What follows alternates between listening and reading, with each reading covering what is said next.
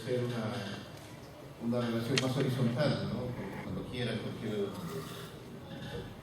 pregunta que tengan ustedes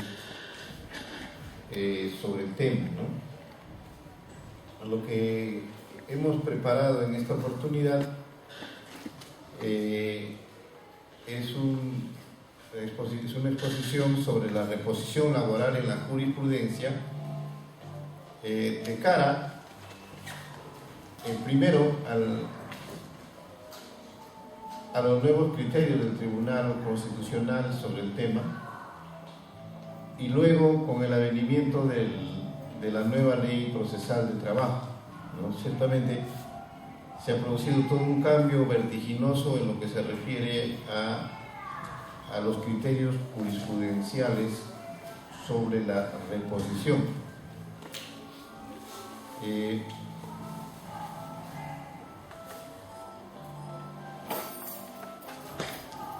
¿Qué pasa? Como sabemos nosotros, el Decreto Legislativo 728 solamente recoge 3 tipos de despido, ¿no es cierto?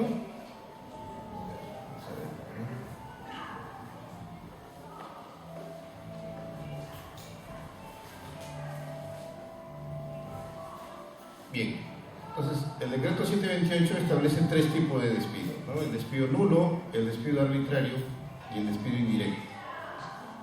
Entonces el despido nulo es el despido lesivo de derechos constitucionales.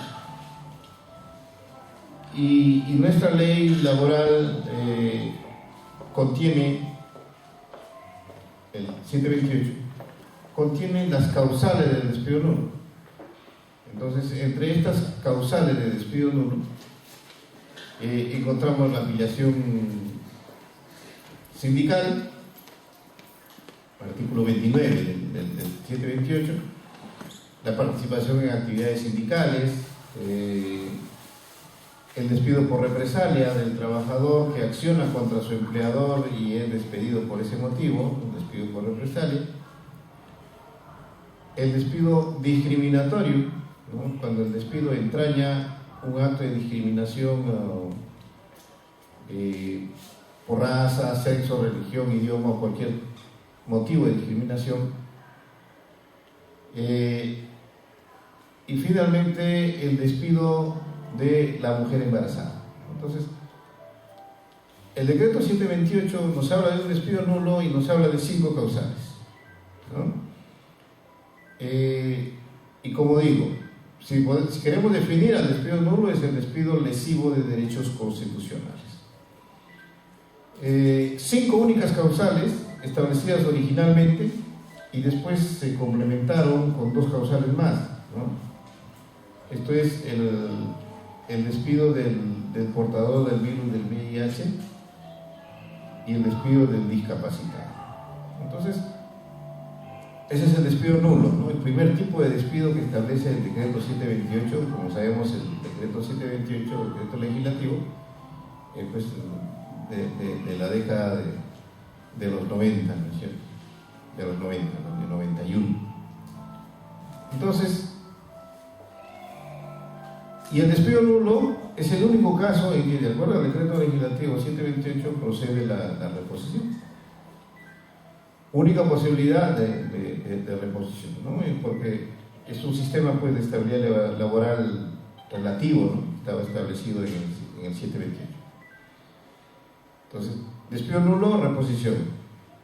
Y despido arbitrario es el segundo tipo de despido, ¿no? El artículo 34 del decreto legislativo 728, que es aquel despido en el que no se invoca causa alguna, o habiéndose invocado una causa, esta no es demostrada en juicio, ¿no? Este es el despido arbitrario. Y la protección en el caso del despido arbitrario es la protección, pues, indemnizatoria, ¿no? Una indemnización por despido arbitrario, ahí no hay reposición. Bueno, no sé, de repente estoy yendo muy básico y ustedes están más avanzados, ustedes me dicen, ¿eh? Está bien. Entonces, quienes saben, como el doctor Quesada, para el doctor Quesada esto no es novedad ya. Pero bueno, vamos a empezar de eso, para ir avanzando en lo que queremos desarrollar ahora. Entonces, el despido arbitrario es el despido en el que no se expresa causa y en el que habiéndose expresado causa, o en el que habiéndose expresado causa no se demuestra el juicio. Y el tercer tipo de despido ilegal que prevé el decreto 728 es el despido indirecto, ¿no? El despido indirecto, ¿y qué es el despido indirecto? El despido indirecto es aquel despido que se origina a propósito de un acto de hostilidad. Es decir, el trabajador es objeto de un acto de hostilidad y frente a este acto de hostilidad, la ley establece que el trabajador tiene dos caminos, ¿no? Pedir el cese de hostilidad, ¿no? La demanda ante el juez para que cese la hostilidad, ¿no? Y el otro camino es darse por despedido. Se da por despedido, es decir, viene a ser un despido a instancia del trabajador, ¿no? Por decisión del trabajador. Como le digo a mis alumnos, la relación laboral se parece mucho al amor, ¿no? Muchas veces ya las relaciones amorosas son hasta cierto punto insufribles, ¿no? Entonces, igual, la relación laboral puede llegar a un extremo en que ya no sea posible continuar con la misma, y entonces el trabajador opta más bien por darse por despedido y bueno, cortar por los años, ¿no? Ese es el despido indirecto.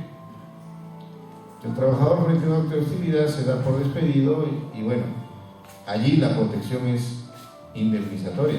Se da por despedido y reclama una indemnización por despido indirecto, ¿no? Entonces, como ven, si vamos a los orígenes del decreto legislativo 728, el decreto 728 establece tres tipos de despido ilegal, ¿no? El despido nulo, el despido arbitrario y el despido indirecto. Y solo en el caso del despido nulo procede la reposición. Y las causales de despido nulo son taxativas. Les dije primero 5, luego se agregaron 2 más, por ley especial, ¿no? Entonces, solo procedía reposición por despido nulo, ¿no? Reposición más el pago de las remuneraciones devengadas, es decir, durante el tiempo en que el trabajador ha estado despedido, y el pago de la CPS, lo que le corresponde al trabajo. Entonces, ese es el esquema del despido en el decreto legislativo 728, ¿no? El despido ilegal, por supuesto, ¿no? Porque aparte está el despido legal, aquel despido que tiene una justa causa y entonces el empleador despide al trabajador cumpliendo con todos los trámites, ¿no? Ese es el despido legal. Nosotros estamos hablando del despido ilegal. Entonces, estábamos con ese régimen de estabilidad laboral. El juez laboral es el único competente para conocer este tipo de acciones, ya sea de reposición o de indemnización. Pero ¿qué sucede? El año 2001, el 2002, obviamente, se expide una sentencia en el caso Fetratel versus Telefónica por el Tribunal Constitucional. Entonces el Tribunal Constitucional conoce un proceso en el que la empresa Telefónica despide a 500 trabajadores, ¿no? Caso Fetratel versus Telefónica, si ustedes pueden ubicarlo en la jurisprudencia del Tribunal Constitucional. Despide a 500 trabajadores y les envía una carta manifestándolos que ellos han sido despedidos arbitrariamente. Y entonces que pasen por la oficina de contabilidad a recabar su indemnización por despido arbitrario. Entonces la pregunta es, ¿qué iban a reclamar a esos trabajadores? Había un despido arbitrario, de acuerdo al 728 solo le correspondía el pago de la indemnización. Bueno, entonces estos trabajadores ya estaban indemnizados. Entonces,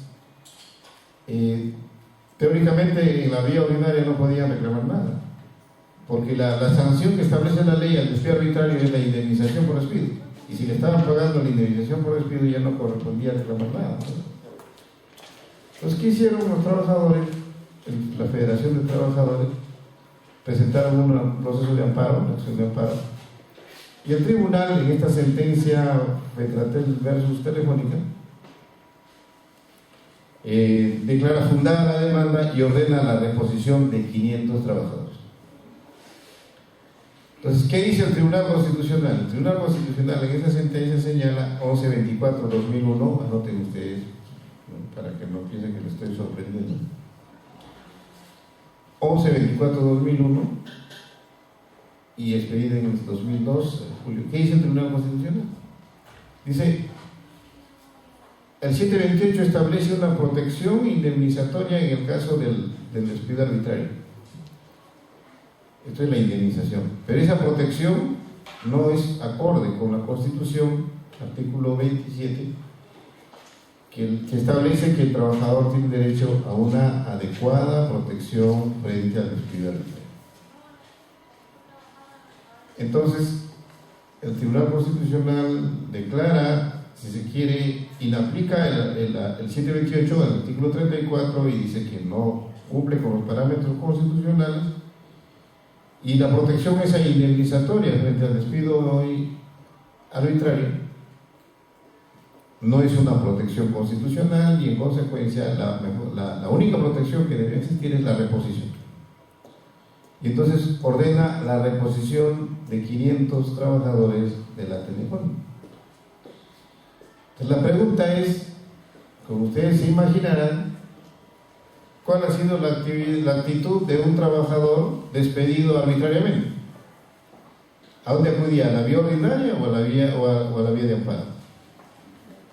Como es lógico, como obtenía una protección restitutoria en vía de proceso de amparo, cuando un trabajador era despedido arbitrariamente, lo que hacía era plantear la demanda de amparo.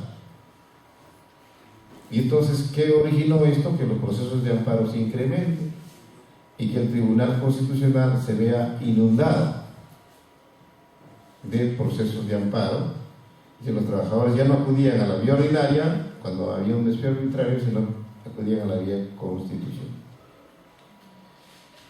Entonces, esto originó un embalse, una amparización del derecho laboral, y que ya ciertamente preocupó al Tribunal Constitucional. Y entonces, ¿qué también generó? Generó también que los empleadores, frente a las resoluciones del Tribunal Constitucional, piensen de la siguiente manera, ¿no? Si yo despido al trabajador y no le digo ningún motivo y le estoy incurriendo en despido arbitrario, y el tribunal ha dicho que hay reposición, entonces lo que hicieron los empleadores es despedir a los trabajadores, pero imputándole cualquier cosa. ¿Me entienden? Imputándole cualquier hecho, inventando hechos, inventando situaciones. Bueno, ahí sí estaríamos ante un despido arbitrario, y si el trabajador interpone su demanda, solamente tendría derecho a una indemnización, porque el tribunal había dicho en el 1124 que cuando el empleador despide así, sin expresar causa, la protección no puede ser indemnizatoria. Entonces, se generaron una serie de situaciones a propósito de la sentencia del Tribunal Constitucional. Entonces, estos hechos en que el empleador despedía imputando cualquier causa para no incurrir en el despido sin causa, y además la amparización del derecho laboral. Entonces, ¿qué es el Tribunal Constitucional? Expide una sentencia en el caso Llanos Huasco versus Telefónica, 976-2001, Llanos Huasco versus Telefónica. Y el Tribunal Constitucional, con esa sentencia, ojo que estamos hablando todavía de una etapa anterior al Código Procesal Constitucional, ¿no? Llanos Huasco se da antes del Código Procesal Constitucional, y que el amparo no era residual, sino era alternativo, ¿no? Muchos de ustedes son muy jóvenes, de repente no lo recordarán. Bien, entonces emite la sentencia Llano Huasco y el Tribunal Constitucional hace una nueva nomenclatura de los despidos, es decir, crea una nueva clasificación de despidos, pretorianamente, es decir, vía jurisprudencial. Y entonces dice, hay despido nulo, bueno, ya el despido nulo que todos conocemos, que les he explicado, con reposición en tales casos, ¿no? En los casos que les he mencionado, 5 causales más 2 adicionales, ¿no? El portador del virus del VIH y el discapacitado. Allí hay despido nulo, dice el Tribunal Constitucional. Eso está conforme a la sentencia. Pero además, dice el Tribunal Constitucional, crea la figura del despido incausado. ¿Y qué es el despido incausado? Es aquel despido pues sin causa. Es lo que era una de las variantes del despido arbitrario. ¿Se acuerdan? El despido arbitrario es un despido sin causa o imputándole causa no se le muestra. Entonces el tribunal coge el despido incausado, crea el despido incausado cogiendo una versión del despido arbitrario. Y dice, habrá despido incausado cuando el empleador despide al trabajador sin señalar ninguna causal, sin señalar ningún motivo. Y dice, cuando hay despido incausado, también hay reposo. ¿De acuerdo?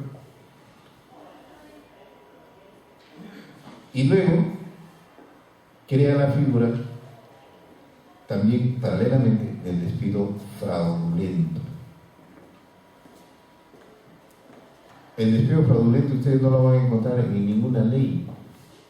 El despido fraudulento ha sido creado jurisprudencialmente por el Tribunal Constitucional. Reitero que en el expediente 976 Llano Huasco versus Telecom. ¿Y qué dice? Despido fraudulento es aquel despido en que el empleador, con ánimo perverso, auspiciado por el engaño, despide al trabajador inventando hechos, inventando pruebas, ¿no? Imputándole al trabajador una causa que no existe en la ley. O sea, los vicios en que se habían incurrido, ¿se acuerdan que les comento? Los empleadores que inventaban cualquier cosa para despedirlo.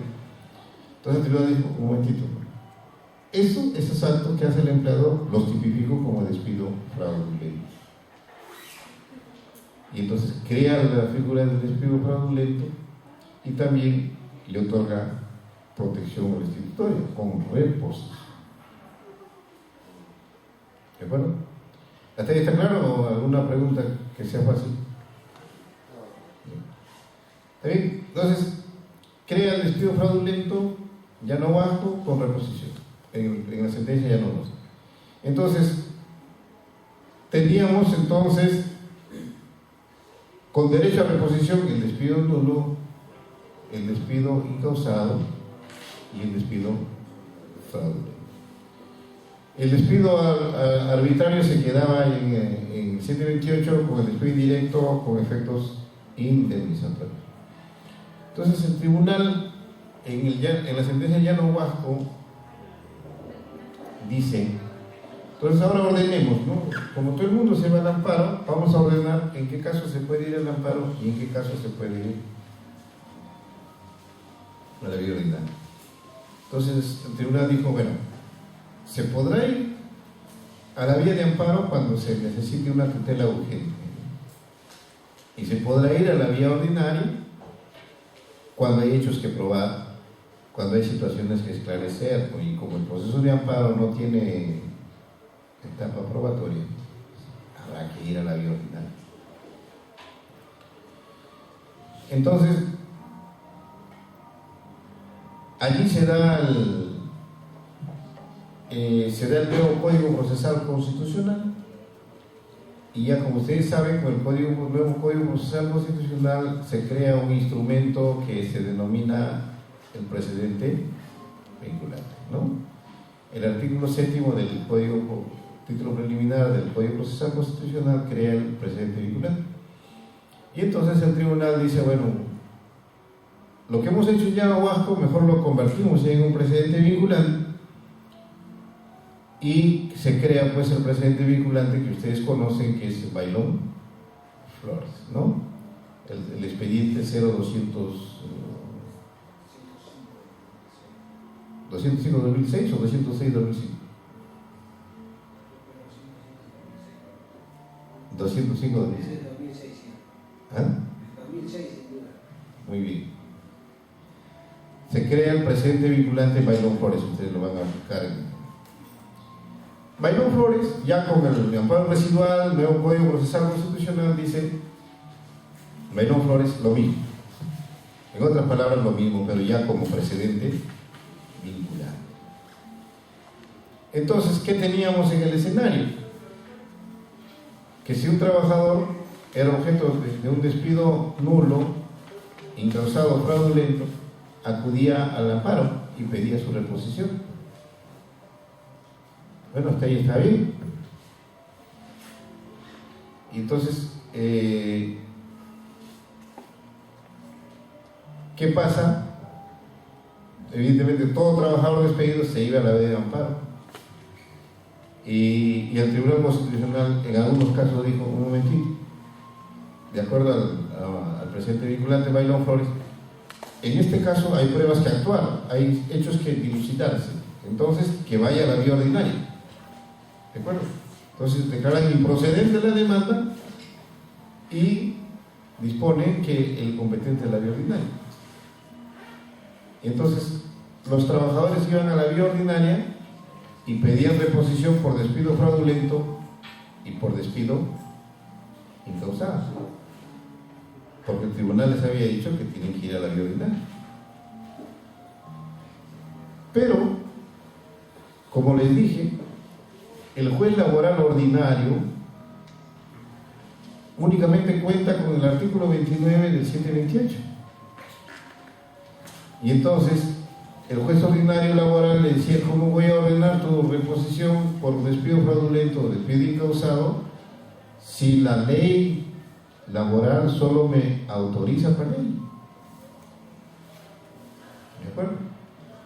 Entonces, cuando un trabajador iba reclamando despido incausado, despido fraudulento al Tribunal Constitucional, llegabas al Tribunal Constitucional y el Tribunal Constitucional le decía que vaya a la vía ordinaria porque hay hechos que probar.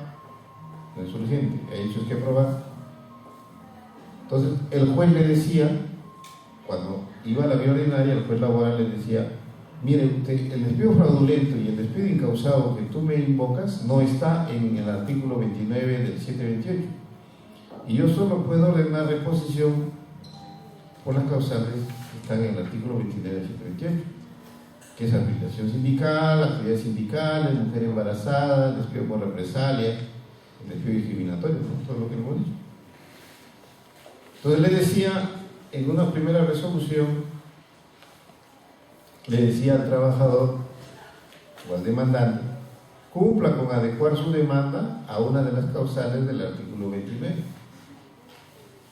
Y entonces el demandante en muchos casos sí lo adecuaba, pues el despido por discriminación, ¿no? Y en otros casos no, decía, no, yo reclamo despido incausado y despido fraudulento. Y como el precedente vinculante Bailón Flores lo establece, yo pido que se ordene mi reposición por eso, por esas causales. Entonces, ¿qué hacía el juez laboral? Como no adecuaba su demanda a una de las causales del artículo 29, simplemente la rechazaba la demanda, que no ha subsanado, le declaró inadmisible y no ha subsanado, rechaza eso. ¿De acuerdo? Entonces,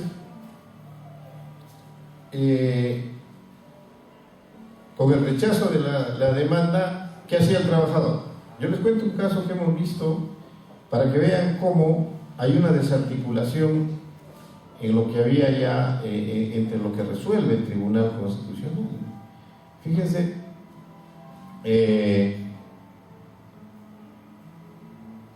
un caso exactamente de esta manera. El trabajador pide reposición por despido incausado, va al Tribunal Constitucional, el Tribunal Constitucional le dice improcedente, debes ir a la vía ordinaria. ¿De acuerdo? Porque hay hechos que probar. El trabajador, era de Piura el caso, se va a la vía ordinaria, presenta su demanda y el juez le dice adecúe su demanda a una de las causales del artículo 29, porque despido causado no está en el artículo. Y entonces el trabajador insistió y dijo, no, el tribunal me dijo que vaya a la vía ordinaria, por eso vengo a plantear despido incausado. Y el juez, como no subsanó la demanda, rechazó la demanda y lo archivó. El trabajador, el demandante, apela de la resolución y llega a la sala laboral de Piura. Y la sala laboral de Piura confirma la resolución y bueno, el archivo. ¿De acuerdo? ¿Qué harían ustedes como abogados del trabajador? Imagínense qué ha hecho ese abogado. ¿Cómo? Lo que hizo el abogado del trabajador es plantear un nuevo proceso de amparo. ¿Invocando qué? Invocando afectación del debido proceso, ¿sí? Acceso a la justicia. ¿De acuerdo? O sea, amparo ya contra la resolución judicial. ¿De acuerdo? Amparo contra la resolución judicial porque se le está denegando el acceso a la justicia. O sea, contra la resolución de la sala laboral. Y ese amparo volvió a llegar al Tribunal Constitucional. Que se supone que el Tribunal Constitucional, de acuerdo al presidente vinculante, Bailón Flores, tenía que ordenar ese tema, ¿no? Porque eso no era el único caso, en múltiples casos. Esos son los problemas que originó el presidente Bailón Flores. Y entonces, plantea un nuevo amparo, invocando, ¿no es cierto? Invocando afectación al debido proceso, acceso a la justicia. Y ese nuevo amparo llegó hasta el Tribunal Constitucional. Imagínense qué dijo el Tribunal Constitucional. El Tribunal Constitucional dijo improcedente la demanda. Porque, según el Tribunal Constitucional, los hechos que invoca el demandante no estaban vinculados al contenido constitucionalmente protegido del derecho al acceso a la justicia, ¿no? Entonces, el Tribunal Constitucional desperdicia una oportunidad dorada que tenía para poder ordenar el tema del precedente vinculante 206. Probablemente hubiera tenido que completar el precedente de Bailón Flores, ¿no? Completar y decir, los jueces laborales también pueden conocer reposición por despido incausado y fraudulento, y lo hace como precedente vinculante con carácter normativo. Entonces, lo que hizo el tribunal más bien es denegar improcedente la demanda de amparo, el segundo amparo. Y esto no es cierto. Yo tengo un artículo escrito sobre ese tema. Pueden ingresar a mi blog, ¿no? Ponen en el Google, ponen mi nombre y les orienta a mi blog. Y tengo un artículo sobre ese tema. Entonces, fíjense, se producían situaciones de esta naturaleza originadas por el presidente vinculante Bailón Flores, que ciertamente en estos momentos es un precedente completamente desfasado de cara a la nueva ley procesal de trabajo, además, que ya el tribunal debería ya emitir un nuevo precedente, complementarlo, ¿no? Y trajo ese tipo de situación. Y entonces es en esta situación en que muchos trabajadores intentaban pues una demanda de despido incausado y fraudulento de la vía amparo, luego lo derivaban a la vía ordinaria y a la vía ordinaria no se le podía admitir. Y entonces en este estado es donde nos encuentra la nueva ley procesal de trabajo. ¿De acuerdo? La nueva ley procesal. Llega la nueva ley procesal de trabajo, se aplica, progresivamente en diversos lugares del país. Y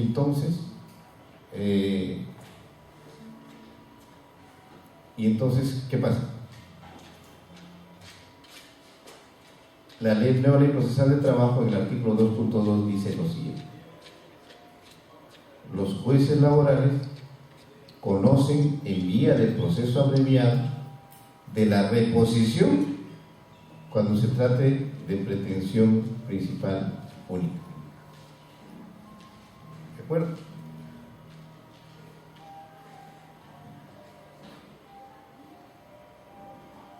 Entonces, artículo 2.2 de la nueva Ley Procesal del Trabajo, que establece que los juzgados especializados de trabajo conocen el proceso abreviado laboral de la reposición cuando ésta se plantea como pretensión principal única. Entonces, y empezó pues la discusión. Entonces, por un lado se dijo, bueno, la nueva Ley Procesal del Trabajo dice que los jueces conocen de la reposición. Debemos entender que todo tipo de reposiciones, ¿no? Despido nulo, fraudulento, incausado. Y bueno, por otro lado, otros consideraban que más bien solamente se refería al despido nulo. ¿De acuerdo? Entonces, esa discusión se resuelve, se zanja con el primer Pleno Supremo Laboral del año 2012. Primer Pleno Supremo Laboral del año 2012.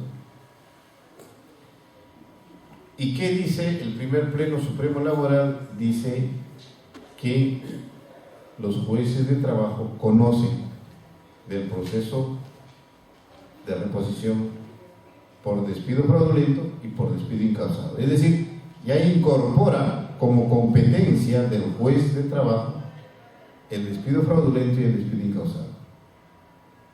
Y entonces ya desaparece el tema de la discusión de que si los jueces laborales ordinarios también conocen despido fraudulento y despido incausado. A partir del Pleno Supremo Laboral 2012 se les da esa competencia. ¿De acuerdo? Bien.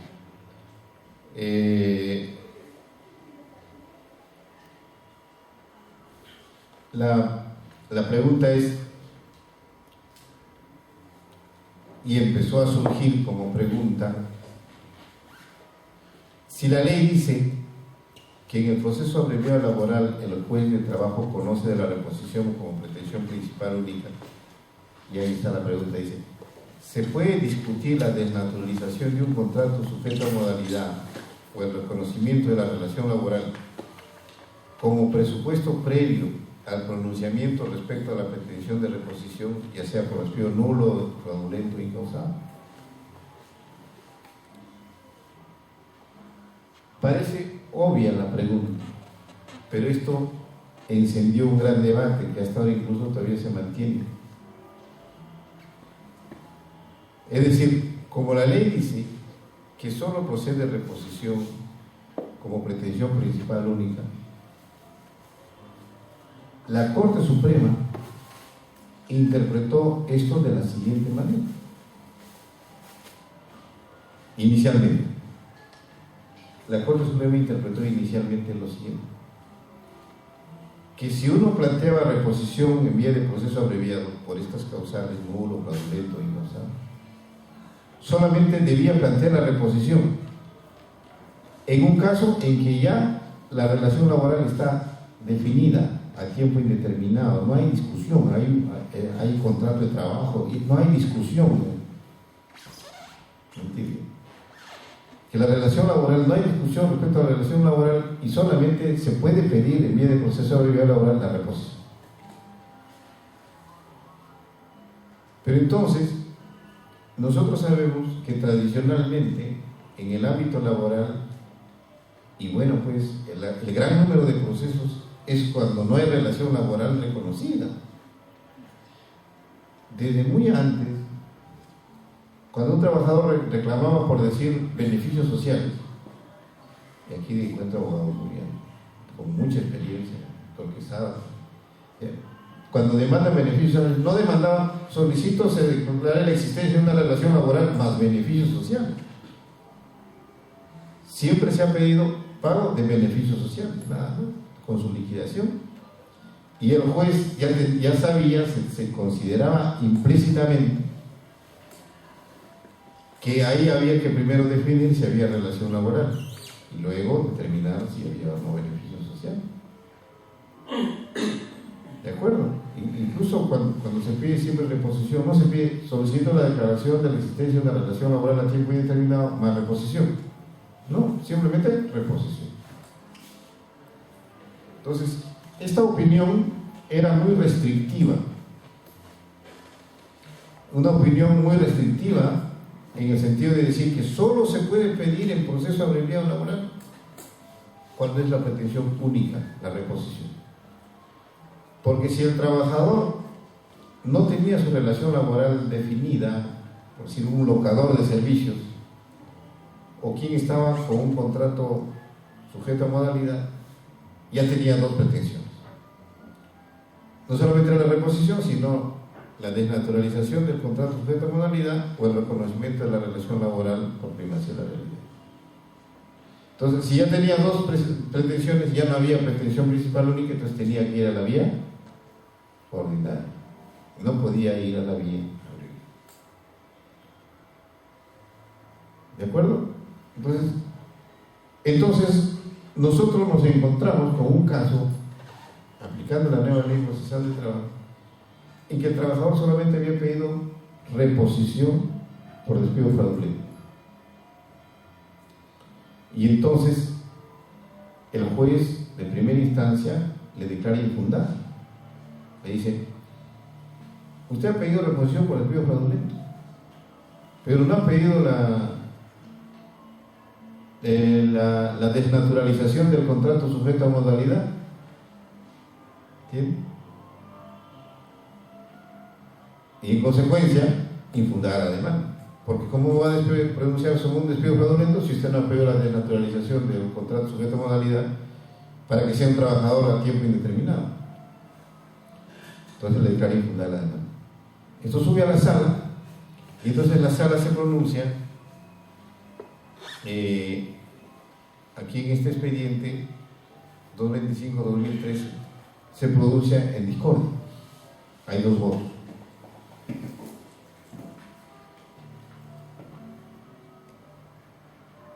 Entonces, aquí tienen ustedes la sentencia. El juez dice: siendo que la pretensión demandada del actor en reposición o suceso de labores, se debe tener en cuenta que la misma no procede, por cuanto el contrato celebrado entre las partes cumplió su naturaleza de contrato temporal para servicio de prestación. Y más abajo dice: el prestador de servicio no ha desarrollado las razones jurídicas ni argumentativas orientadas a cuestionar alguna de las cláusulas del contrato que acompaña, tampoco ha desarrollado el tema de la desnaturalización del contrato, lo que exime al juzgado de fundamental claridad. Entonces, esto sube a la sala y en la sala hay un voto en mayoría que dice: efectivamente, acá no se ha discutido la desnaturalización del contrato, entonces nulo, y debe tramitarse en vía ordinaria porque ya hay dos pretensiones, o sea, siguiendo el criterio inicial de la Corte. Y entonces nosotros aquí desarrollamos en nuestro voto en discordia el petitorio implícito. Desarrollamos la teoría del petitorio implícito y sobre esto hemos escrito bastante, ¿no? Y entonces, ¿qué señalamos aquí? En que el petitorio implícito se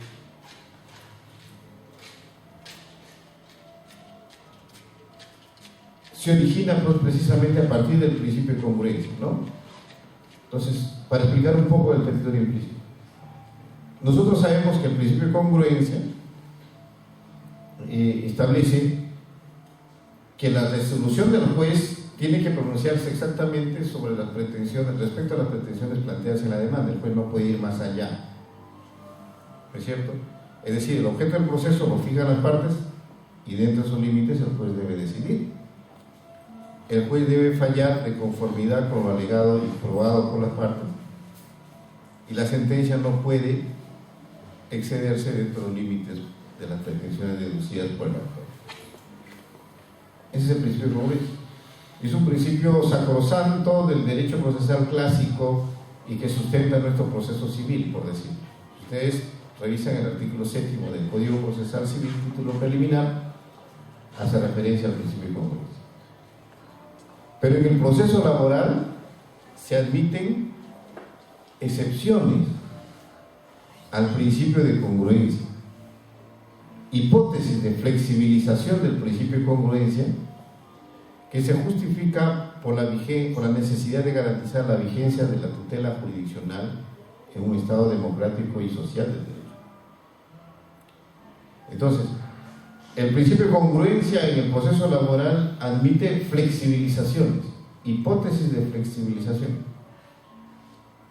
Y dentro de estas hipótesis de flexibilización encontramos pues al petitorio implícito, al iura nobis curia, la suplencia indirecta de la demanda, el fallo intrapetita, el fallo extrapetita, o la reformulación de la pretensión en la audiencia de juzgamiento, con la nueva ley procesal del trabajo.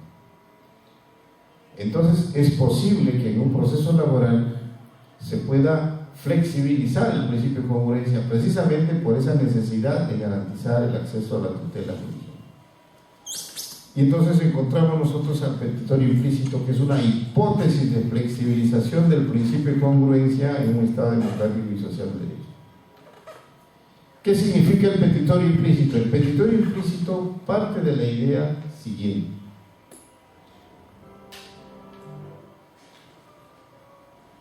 Hay que analizar que una pretensión tiene, ingresando al análisis de la estructura de la pretensión tiene dos elementos, que muchos de ustedes lo habrán escuchado, que es el petitum, que es lo que uno pide, y la causa petendi.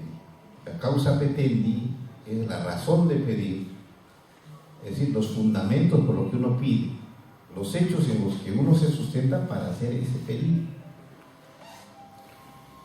Entonces, el petitorio implícito, ¿qué significa?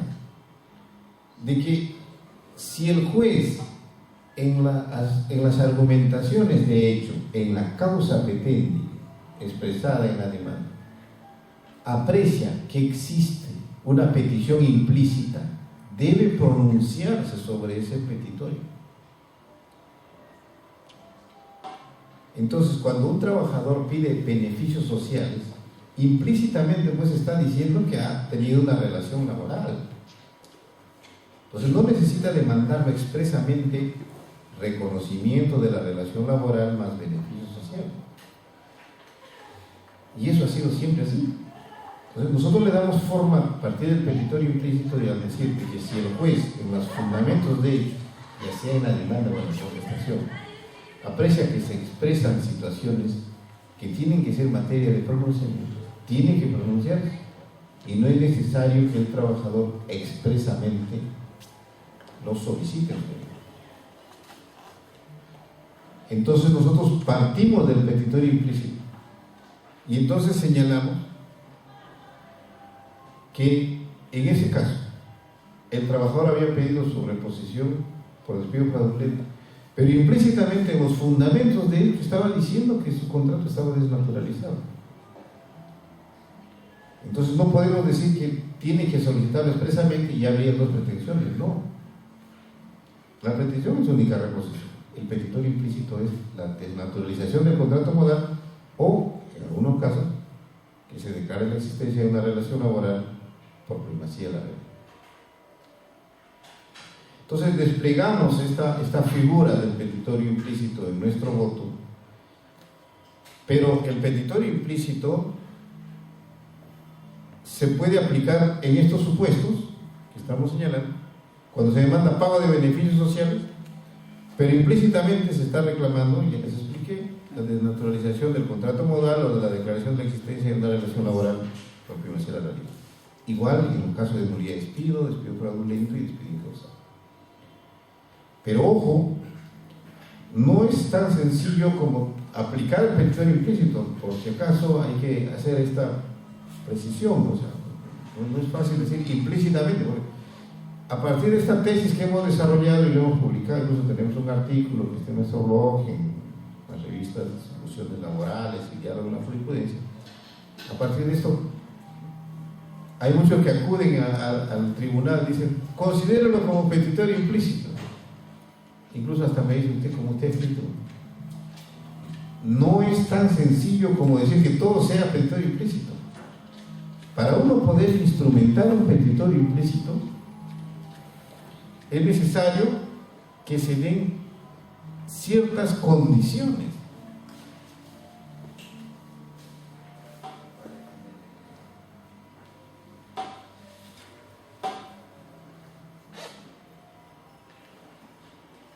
Que ustedes tienen ahí.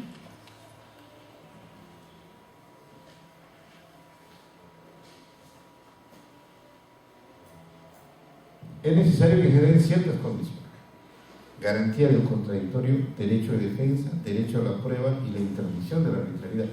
Es decir, el juez no podría pronunciarse por el petitorio implícito si es que no se ha esclarecido, si no ha habido debate, si no ha habido derecho de defensa sobre ese tema. Por eso hay que tener mucho cuidado, es decir, no es subiendo con decir que el juez se pronuncie por la desnaturalización del contrato modal, pero ¿y si eso no se ha debatido? Entonces, y en este caso en que nosotros instrumentamos el petitorio implícito, sí se había debatido, incluso el demandado había contestado y había dicho, esos contratos son válidos, no hay desnaturalización, es decir, se había pronunciado el demandado. Y entonces no cabía pues declararlo nulo, porque el trabajador expresamente no había pedido la desnaturalización del contrato. Entonces no pierdan de vista que una de las condiciones fundamentales es el derecho de defensa. Si no se garantiza el derecho de defensa, no hay petitorio implícito que valga. ¿Claro? Entonces, aquí tenemos las razones que justifican el petitorio implícito. ¿Cuáles son aquellas razones que justifican el petitorio implícito?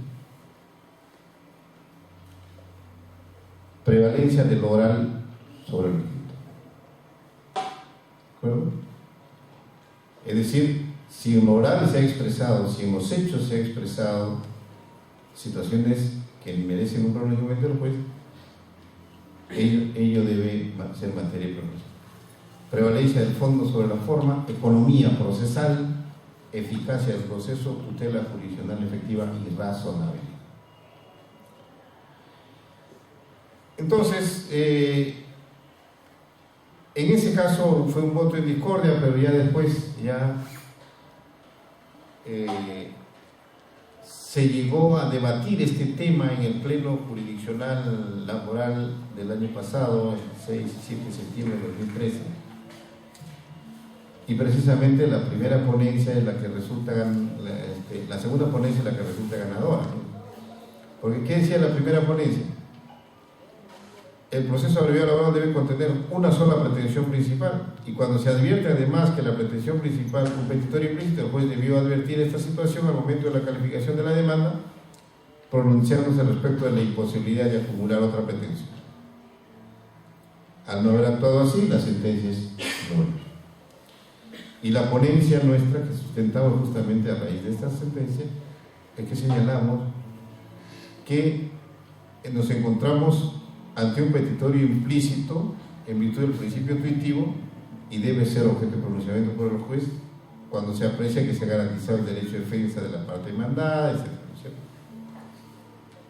Entonces, ya el petitorio implícito es autorizado, ya es reconocido por el Pleno Superior Laboral. Aquí tenemos otra sentencia de la Cuarta Sala Laboral, en que ya no es en un caso en que estamos resolviendo sobre el fondo en la sentencia, sino simplemente en la calificación de la demanda, ¿no? Entonces, aquí decimos que el actor señala como causa petente que los contratos de trabajo sujetos a modalidad se encuentran desnaturalizados, y entonces al calificar la demanda el juez debe admitirlo como petitorio implícito, con mayor razón, y eso es lo ideal, ¿no? El petitorio implícito debe advertirse al calificar la demanda, puesto de esta manera el juez ya lo asume como un petitorio, corre traslado y entonces se tiene todas las garantías del contradictorio. ¿De acuerdo? Entonces acá tienen ustedes otra sentencia de la jurisprudencia, una sentencia del 2013, en que se establece que como es petitorio implícito debe asumirse la existencia del mismo. Y bueno, un poco contracorriente, ¿no es cierto? A lo que decía la Corte Suprema. Hasta que la Corte Suprema, el 15 de noviembre del 2013, en esta casación laboral que tienen ustedes al frente, ya reconoce la existencia del petitorio implícito, pero bajo la figura de la causa petendi, que es precisamente el sustento que le da. Entonces, dice pues, lo expuesto anteriormente, conlleva este colegiado supremo a afirmar que la existencia de un contrato de trabajo de duración indeterminada, cuya verificación es establecida por el juez, ya sea por la desnaturalización de un contrato sujeto a modalidad o por aplicación del principio de primacía de la realidad, como ocurre en el presente caso, como presupuesto previo al pronunciamiento respecto de la pretensión de reposición. Y dice la Suprema, no constituye una pretensión autónoma e independiente de la pretensión de reposición, sino que forma parte de la causa petendi de esta última. O sea, no es una pretensión adicional la desnaturalización del contrato modal o la determinación de una relación laboral por primacía de la realidad, sino forma parte de la causa petendi. Entonces, en este caso, incluso la Corte Suprema señala como un criterio de procedencia y tramitación de una demanda de reposición en la vía de proceso abreviado. Y dice incluso la Corte Suprema que estas precisiones se hacen con el objeto de establecer la dinámica jurisprudencial, ¿no es cierto? En otras palabras, cambia de criterio de acuerdo al artículo 22 del texto único ordenado de la Ley Orgánica del Poder Judicial. Entonces, ya la Corte Suprema, a partir de esta casación del 15 de noviembre de 2013, reconoce la existencia del petitorio implícito a través de la causa petendi y, en consecuencia, determina que sí se puede atender en un proceso abreviado la declaración de la desnaturalización de un contrato modal o la existencia de una relación laboral por primacía de la. ¿De acuerdo? Entonces, de eso se trata precisamente a propósito de la jurisprudencia en lo que se refiere a la reposición. En este entonces nos encontramos ante esa situación.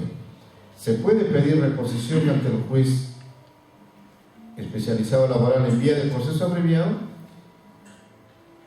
y considerar implícitamente la existencia de una relación laboral o la desnaturalización de un contrato modal. Entonces, es perfectamente posible plantear en un proceso abreviado laboral, porque no hay dos pretensiones, ¿no? Solamente forma parte de la causa petendi.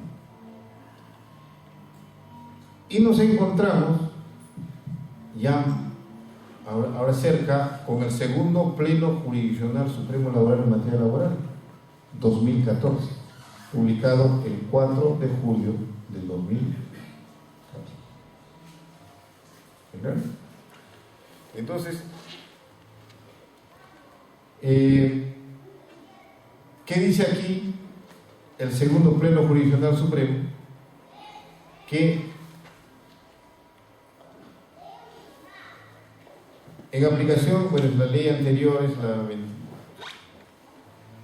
la ley anterior de procesal laboral, nos interesa la segunda parte, es decir, mientras que al amparo de la ley 29497, es decir, la nueva ley procesal del trabajo, las pretensiones de reposición en los supuestos de despido incausado, despido fraudulento, solo podrán plantearse como pretensión principal única y serán tramitadas en la vía del proceso abreviado laboral.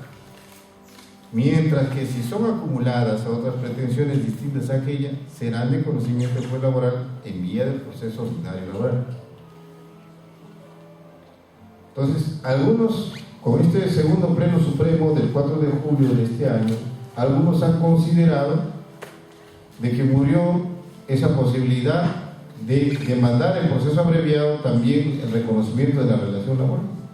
Lo que no es así, porque de una lectura atenta al segundo pleno jurisdiccional supremo en materia laboral, podemos darnos cuenta que no existe ninguna discrepancia con lo ya fijado por la Corte Suprema en la casación laboral 7353-2013Q. Esto es, que no es una pretensión adicional el reconocimiento de la relación laboral o la declaración de la desnaturalización de un contrato modal, sino viene a ser parte de la causa posible. Entonces no hay ninguna contradicción y entonces el segundo pleno supremo laboral, a nuestro criterio, está ratificando esa posibilidad del petitorio implícito. ¿Alguna pregunta sobre este primer tema? ¿Está claro? ¿Sí, doctor?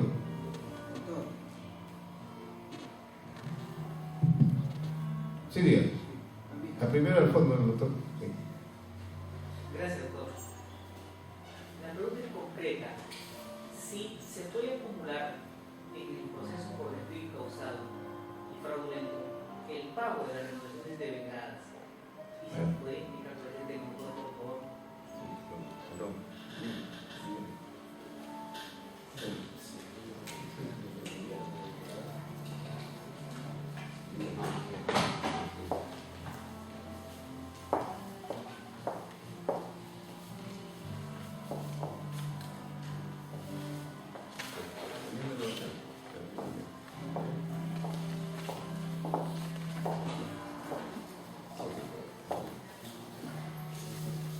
Bien, no sé si lo hemos considerado en las diapositivas ese tema, pero bueno, no está.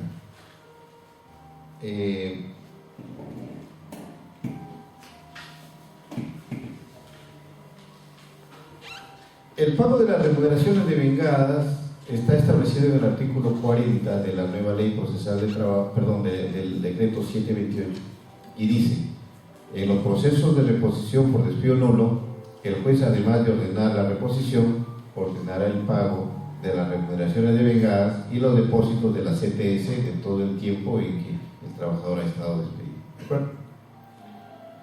Y entonces, ¿qué pasa?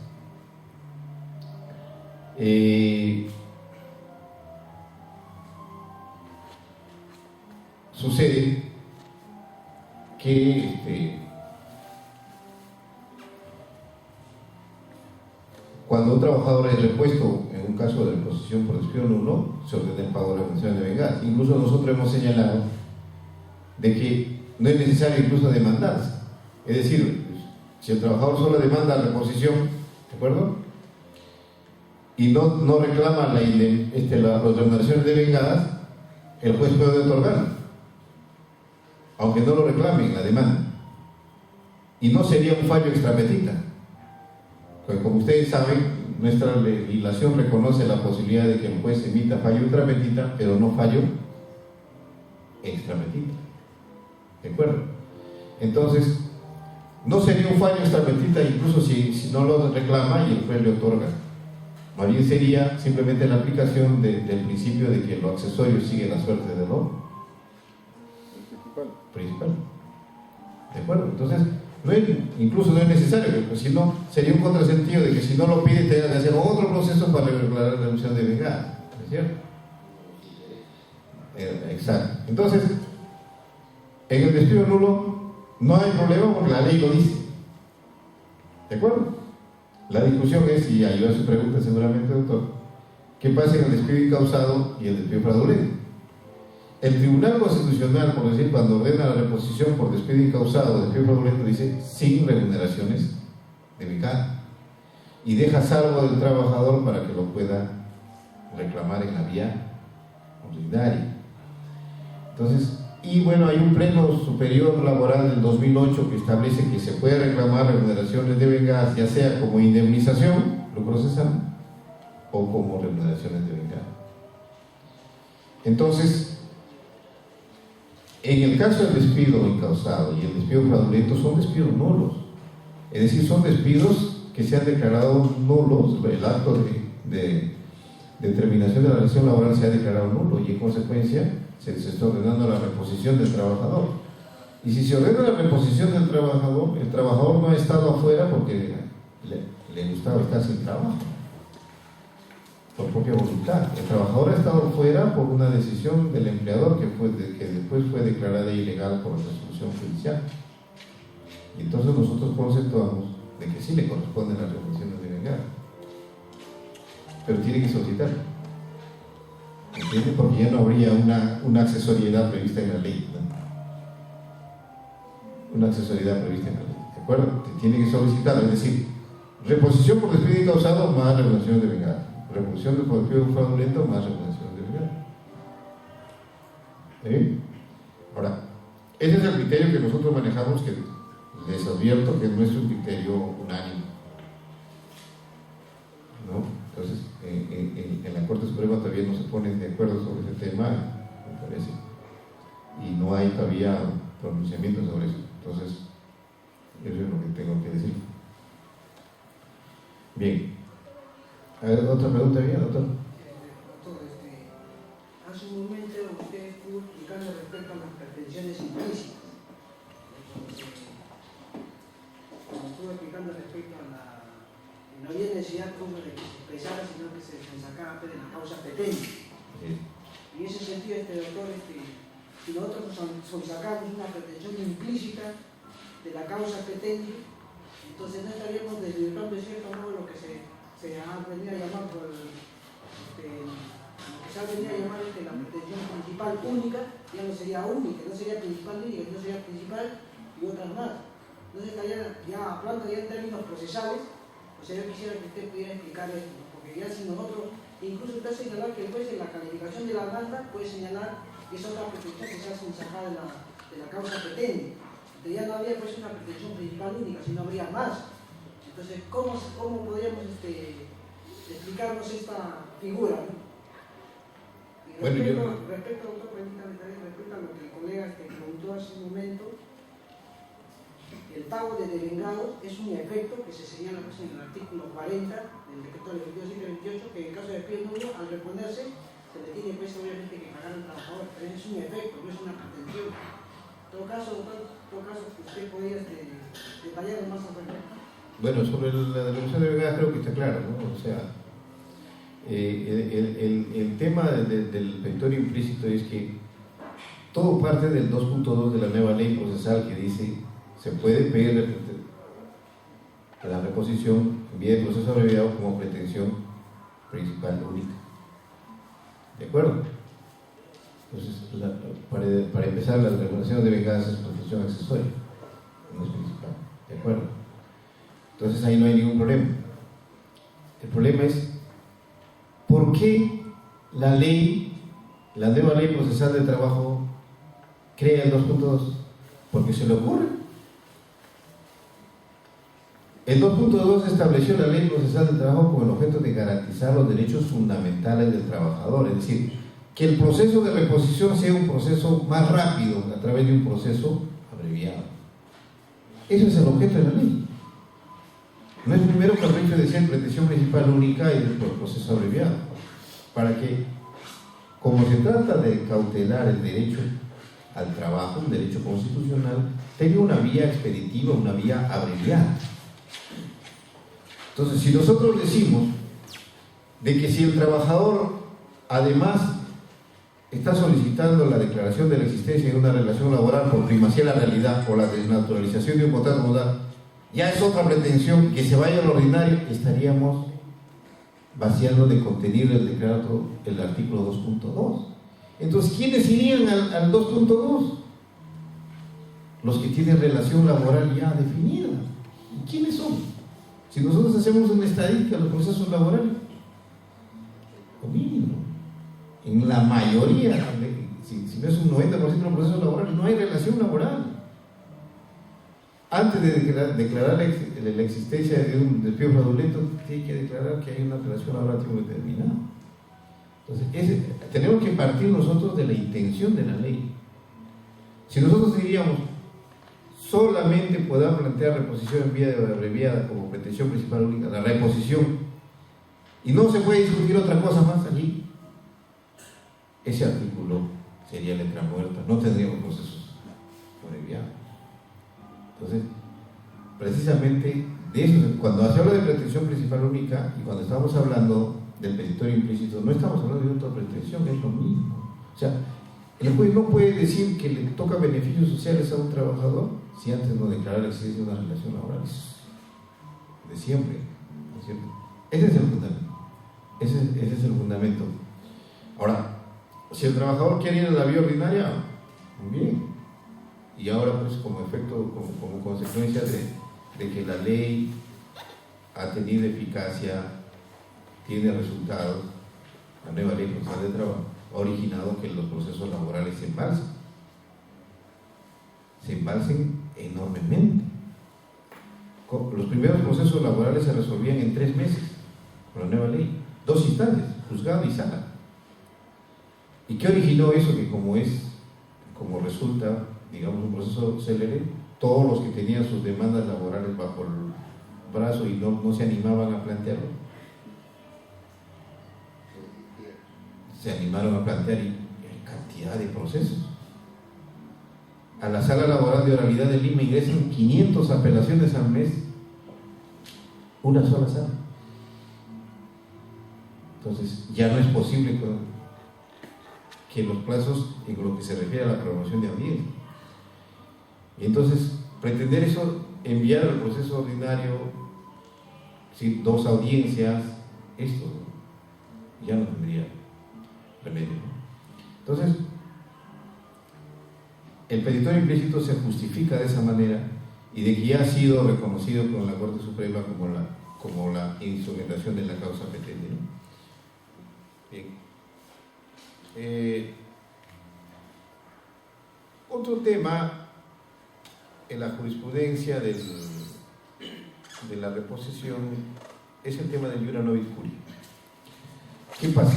Todo este desarrollo que les he explicado del despido arbitrario, del despido incausado, del despido fraudulento, no necesariamente es compartido por muchos. Es decir, no todos, incluso colegas abogados, dominan qué es un despido incausado, qué es un despido fraudulento.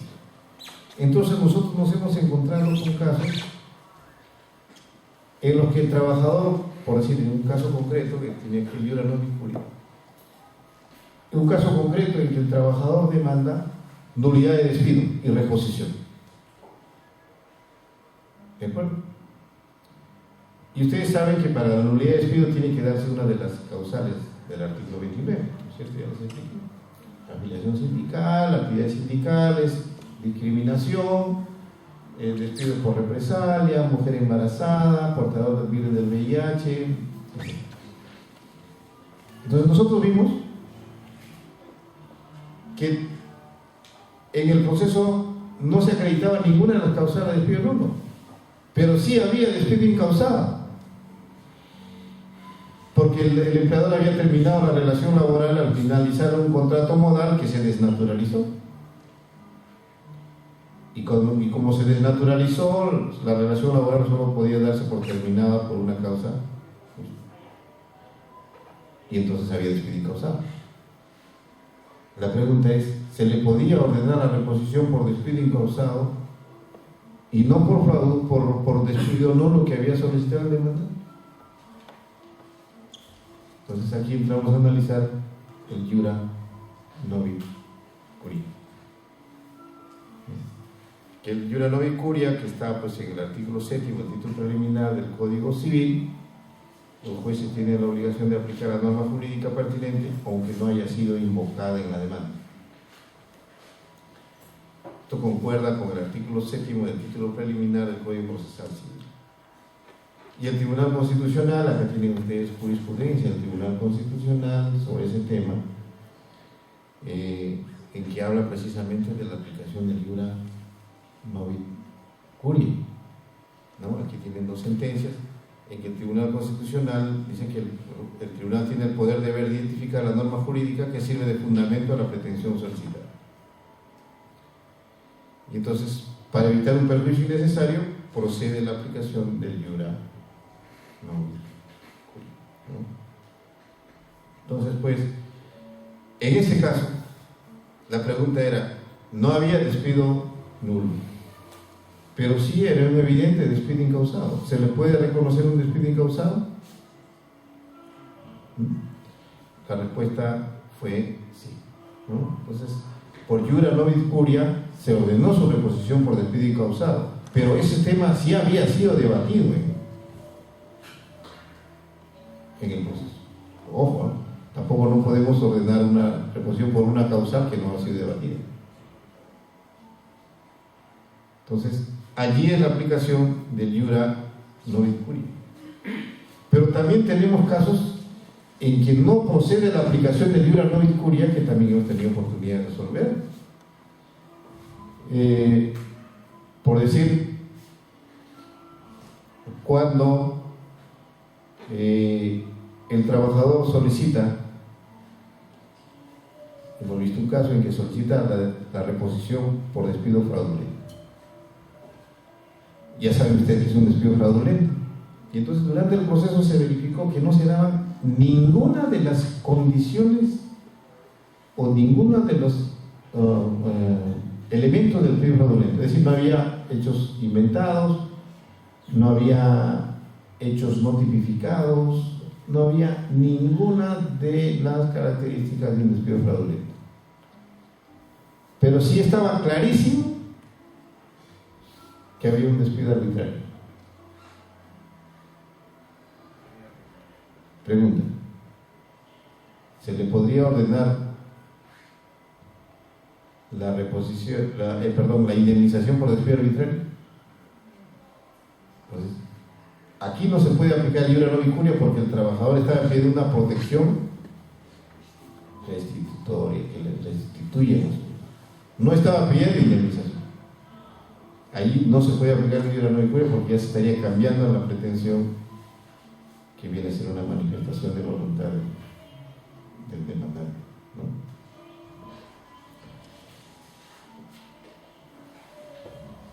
¿Alguna pregunta sobre este tema?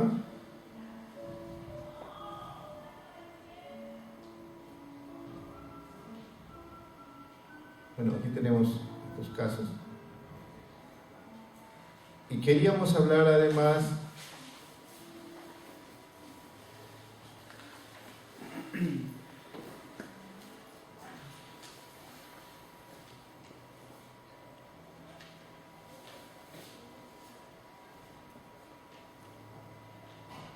de otra figura que es la suplencia indirecta de la demanda. Y esto tiene que ver precisamente con esos temas que hemos comentado. Y por esa falta de dominio, precisamente de las categorías de despido. Nosotros tuvimos un caso de que un trabajador demandaba, en este caso, estaba demandando se ordene a la demandada se deje sin efecto el despido incausado que sufriera el 8 de noviembre y consiguientemente se ordene su reposición en el mismo puesto. Bueno, y entonces el juez le dice: precise usted qué tipo de despido está reclamando. ¿De acuerdo? Porque en la demanda decía: la demandada sobre texto de la comisión de falta grave me ha despedido del trabajo sin que mi persona haya cometido falta alguna. ¿Es despido incausado para ustedes? No hay despido incausado. O sea, al formular la demanda estaba demandado por despido incausado, pero en los hechos estaba exponiendo otro tipo de despido. Y entonces el juez le declara inadmisible y dice: cumpla con precisar su petitorio. Y entonces insiste en la subsanación y el demandante le dice: se ha producido un despido arbitrario, ya que la demandada no podrá demostrar la supuesta falta cometida por mi persona. Entonces ya se va al otro extremo. Entonces dice, en el 19 dice: como causa petendi señala que su persona en ningún momento ha cometido falta grave que amerite su despido y que es falso que su persona haya agredido al señor tal, y que solo se trata de acto de represalia por su condición de trabajador sindical.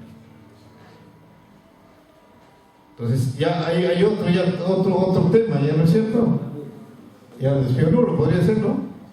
Entonces, ¿en qué quedamos? Entonces, el juez lo archivó. No cumplió con su salar, se rechaza la demanda y se archiva. ¿De acuerdo? Entonces, allí nosotros desplegamos otra figura que es la suplencia indirecta de la demanda, que precisamente se justifica por los principios que inspiran en la nueva ley procesal de trabajo, que es la preferencia del fondo sobre la forma, de preferir la continuación del proceso antes que su terminación. Entonces nosotros dijimos allí, señor juez, si usted analiza los hechos que expone en su demanda, el trabajador está exponiendo un despido fraudulento, ¿no? Entonces, se coligen los hechos expuestos por el demandante como causa petente, encuadrarían dentro de la figura del despido fraudulento. Y entonces le decimos, admita la demanda por despido fraudulento. Esa es la suplencia indirecta de la demanda, que es una figura que permite interpretar lo que quiere el demandante, y aquí no se está quebrando ningún principio, porque recién estamos en la etapa postulatoria, y entonces el demandado podrá defenderse. Y entonces en este caso se le indicó al juez de que se puede admitir la demanda por despido fraudulento, porque en lo laboral hay que tener en cuenta, justo en función a los principios de la nueva ley procesal de trabajo, de que no se puede ser demasiado formalista, porque imagínense en ese caso que el juez lo rechace la demanda, ¿podrá presentar una nueva demanda el trabajador? Pregunto. ¿Qué dice el doctor Quesada? Ya no, pues. Porque frente a un despido solo se puede reclamar desde 30 días. Y es evidente que, como todo programa, nosotros al último presentamos la demanda de última hora y después, si lo rechazan, ya no, los 30 días ya pasó, por los mismos temas de la calificación y todo eso. Entonces, de lo que se trata es de cautelar, de analizar debidamente los casos para evitar que se pueda producir afectación en derechos del trabajador, sin descuidar el derecho de defensa, sin atropellar el derecho de defensa, sin incurrir en arbitrariedad. Entonces, la nueva concepción de la nueva ley procesal de trabajo nos permite precisamente eso, ¿sí? Nos permite poder instrumentar este tipo de situaciones precisamente en aras de esclarecer debidamente los hechos. Entonces, esto es el panorama de la jurisprudencia en el caso de la reposición en los términos actuales. ¿No? En consecuencia, estoy dispuesto a responder a las preguntas que tengan ustedes con dos condiciones: que sean fáciles y que sean bien intencionadas. Que sea fácil. Gracias.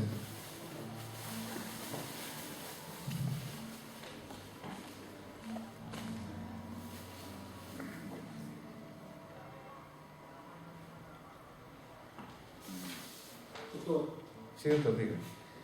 simplemente, en el caso, por ejemplo, del petitorio implícito que se puede dar en una demanda, cuando normalmente esos trabajadores que están bajo la figura de la locación de servicios, pero todavía está, digamos, sus contratos civiles vigentes, y presenta la demanda por beneficio social, ¿no?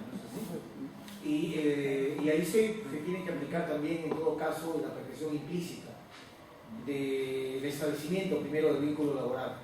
Sin embargo, luego de ello es despedido el trabajador como represalia al producto que fue al Poder Judicial. Presenta ya ahora sí una nueva demanda, un segundo proceso por ahora reposición, porque evidentemente en el primero no estaba el petitorio de la reposición. Y el juez del segundo proceso le dice un momentito, ese petitorio implícito incide. De todas maneras, lo que pueda resolver el primero incide evidentemente, porque yo también voy a tener que primero establecer también el mismo. Entonces, suspendo el proceso hasta que el primer juez del proceso que está viéndose, por ejemplo, se resuelva finalmente la instancia final correspondiente luego de la apelación. Procede, doctor, por ejemplo, esa figura de la suspensión. ¿Hay incidencia, por ejemplo, entre un proceso y otro con esa pretensión implícita? Claro, lo ideal sería que se acumule, ¿no es cierto? Lo ideal sería que se acumule. Pero, bueno, sobre eso también ya hay jurisprudencia. El tema es de que, o sea, se acumule, eso es el camino más sencillo, ¿no? Las partes pueden pedir la acumulación, el juez también puede ordenar la acumulación y se acumularía el proceso más antiguo, ¿no es cierto? ¿De acuerdo? El problema se presenta cuando el proceso antiguo es con la anterior ley y el nuevo proceso es con la nueva ley.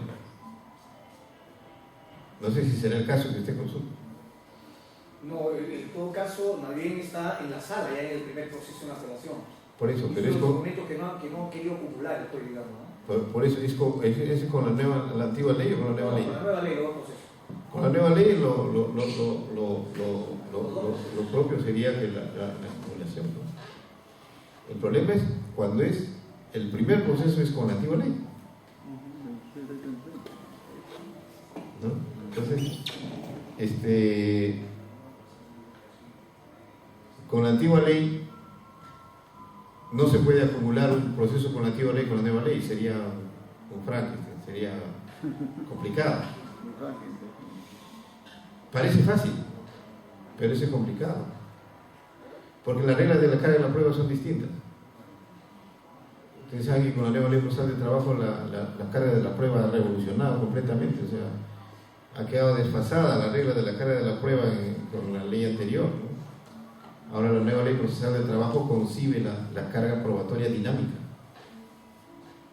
que es un planteamiento actual respecto a la carga de la prueba que no lo tenía en la antigua ley, o sea, le llevamos años luz a la antigua ley. Entonces, no se podría acumular, pero lo ideal sería que se acumule si están con el mismo ordenamiento procesal, ¿no? Eso sería lo ideal, ¿no? Bien, ¿qué más? Doctor, ¿me permite? Sí, doctor. Sí, doctor, hace un momento usted hizo mención a que la vía ordinaria, para interponer cualquier acción ante el Poder Judicial, una situación de despido tiene que ser entre el plazo de 30 días. Todo despido, sí, 30 días. Sí, correcto, eso es lo que... En este caso, doctor, yo quisiera que usted me saque una incertidumbre. Digamos, un hecho lesivo, un trabajador considera que se ha afectado un derecho fundamental, porque en este caso relacionado al trabajo, y recurre pues a la acción de amparo, al día 45 del acto lesivo. Y se le dice que la acción de amparo se lo rechazan, doctor. La apela si le rechaza y dice que tiene que ir pues a la vía ordinaria. Va a la vía ordinaria y resulta que ya pasaron pues, los 30 días. Entonces esa discordancia entre lo que señala el plazo de judicial de 30 días en las normas laborales y con el plazo de 60 días que señala el Código Procesal Constitucional. Quisiera saber, doctor, cómo es que la judicatura peruana resuelve esta diferencia, esta discordancia. Bueno, el Pleno Supremo del 4 de julio, si ustedes revisan, dice que los procesos de demandas de despido nulo, incausado y fraudulento, el plazo es de 30 días. Incluso precisa que son 30 días hábiles en realidad, ¿no? Que hay un criterio que se maneja. Pero dice, en aquellos casos en que se presente amparo, el juez de amparo debe disponer que se reenvíe, se disponga la remisión del proceso al juez ordinario. Y entonces, de esa manera, siempre que se haya presentado los 30 días, dice, ¿no? El Pleno Supremo, ¿no? Le envía al juez ordinario. Eso lo dice el Pleno. O sea que si en la acción de amparo es que se le rechaza, dice, vaya usted a la vía ordinaria y ya pasaron los 30 días. lamentablemente perdieron la... El Pleno dice que si es que ha presentado la demanda de los 30 días, se debe remitir a la vía de ordinaria. Y si superó ese plazo, Por eso el Pleno ha dicho que si se presenta los 30 días se debe remitir al plazo ordinario. Si supera ese plazo, contrario se hace.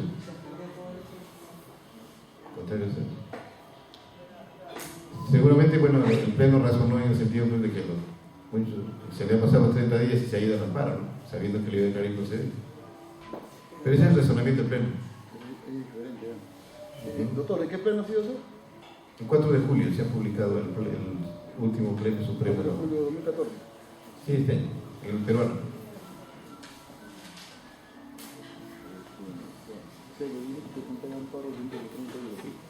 ¿Alguna otra pregunta que sea? Sí, doctor. Sí, no se ha tocado el debate que usted ha expuesto, pero el Pleno sí creo que ha comprendido el tema de los CAS, ¿no? Sí. El tema, por ejemplo, de la forma automática, si tiene posibilidad de ser repuestos o ya es definitivo el tema para con ellos. No, pues el Pleno Supremo ha dicho de que los trabajadores que antes han estado con locación de servicios o han estado con contratos modales y luego son contratados como CAS, ¿no es cierto?, pueden pedir la declaración de su relación laboral con todos los derechos laborales. Eso está establecido el Pleno, ¿no? Lo que pasa es que, ¿qué dice el nuevo Tribunal Constitucional? Entonces les invito, no son muchas resoluciones desde el nuevo Tribunal Constitucional para que revisen las resoluciones del nuevo Tribunal Constitucional. Y el nuevo Tribunal Constitucional está señalando de que, como el caso se ha declarado constitucional con la sentencia 02-2010, el periodo anterior al caso es un periodo independiente. ¿De acuerdo? Entonces, en otras palabras, el tribunal está diciendo que lo anterior al caso puede haber relación laboral, todo lo que quiera, pero el caso es constitucional. Y en el caso de esos trabajadores que piden o pretendían su reposición, porque decían de que sus contratos, por ejemplo, como CAS, habían transcurrido más de un año, no se les había renovado el siguiente, pero ellos seguían trabajando, que por lo tanto en aplicación de una norma que decía de que más allá de un año, en entidad pública ya ellos tenían derecho, por ejemplo, a la estabilidad laboral. ¿Ese tema ha sido zanjado o todavía está en el limbo, por decirlo así? Por el nuevo Tribunal Constitucional no, todavía no. Pero el nuevo Tribunal Constitucional dice que si el trabajador ha estado sin contrato, es decir, ha estado con CAS, terminó el CAS y ha estado sin contrato, hay una prórroga automática del CAS. Eso es el criterio del nuevo Tribunal Constitucional. ¿Sí? Con respecto a lo que dice el doctor, también hay una ley, doctor, la 24041, aquellos trabajadores que laboran para el Estado y tienen un año ya consecutivo, ya también adquirirían la figura de la relación indeterminada. Bueno, sí, pues esa es la ley, ¿no?, desde el año. Pero el tema con la vinculación con el CAS, no, todavía el nuevo tribunal. Lo que le estoy diciendo son los nuevos criterios del tribunal sobre el CAS. Es decir, el tribunal está señalando de que si un trabajador con locación de servicio luego CAS, en la etapa de locación de servicios es indiferente, porque el CAS es constitucional. Entonces, ya se han dado casos de trabajadores con el CAS puro, un CAS puro, por decir, el tribunal también ha dicho de que no hay nada que hacer. El CAS es constitucional y si ha terminado su contrato CAS, terminó el contrato CAS.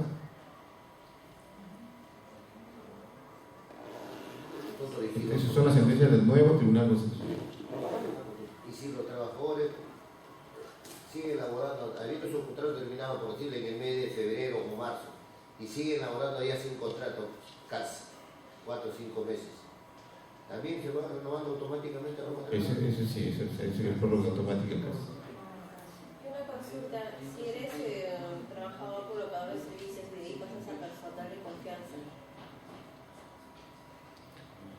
Pasa personal de confianza, sí, está bien. Con la 728. Ya. Bueno, ya rompen el vínculo de personal de confianza. ¿Se puede hacer un tema de despido tendría que regresar pues a su cargo ordinario. A cargo ordinario. Así es. O sea, el de confianza es de confianza. Si deja el cargo de confianza tendría que regresar a su cargo ordinario. Después vuelve a su realidad. Pero si lo cesan podrá pedir pues lo que corresponda, ¿no? Si hay incausado, si hay fraudulento, o si no quiere regresar de indemnización por el estilo.